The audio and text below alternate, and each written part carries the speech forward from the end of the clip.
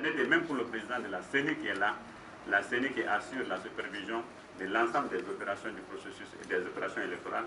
Malgré l'agenda extrêmement chargé, il a accepté aussi d'être là.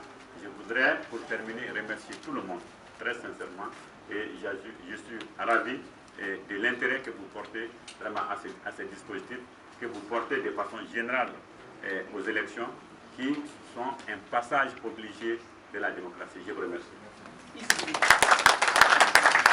Vous savez, nous venons de procéder au lancement de 3 systèmes d'information des électeurs sur leur lieu et leur bureau de vote.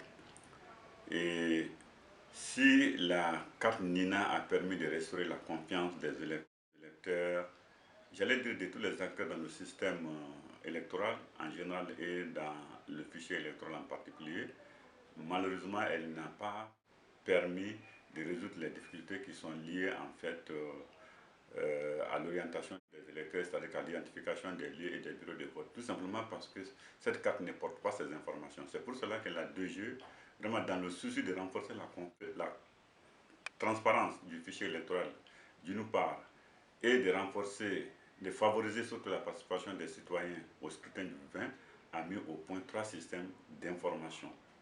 Le premier système consiste à aller sur le site web de la DG, hébergé par l'AGETIC, pour avoir toutes les informations nécessaires aux données personnelles, notamment le nom, le prénom, le lieu et le numéro du bureau de vote, mais également les informations relatives aux statistiques électorales, le nombre d'électeurs, le nombre de bureaux de vote par région, par cercle, par commune, jusqu'au niveau des villages, des quartiers et des fractions nomades. Il y a également d'autres types d'informations sur ce site et sur le processus électoral de façon générale. Le deuxième système consiste à envoyer un message SMS et aux 2 numéros courts offerts par en fait les 2 opérateurs téléphoniques, Malitel et Orange. Et quand il s'agit de Malitel, c'est le 36 666 et quand il s'agit de Orange, c'est le 36 777. Donc, en fait, il est important de préciser que nous avons été accompagnés dans la mise en œuvre de ces différents dispositifs par des partenaires, notamment l'ambassade américaine à travers l'USAID, qui a pris en charge entièrement les frais de déploiement des 300 agents techniques sur le terrain, mais une partie aussi des frais de l'installation du système SMS.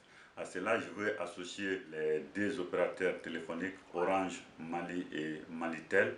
Je ne voudrais pas oublier non plus l'AGETIC qui, grâce à sa disponibilité, à son professionnalisme, a pu vraiment réactiver notre site web et qui aujourd'hui est tout à fait disponible pour être exploité par tous les Maliens qui en ont en fait les moyens de le faire. Je vous remercie.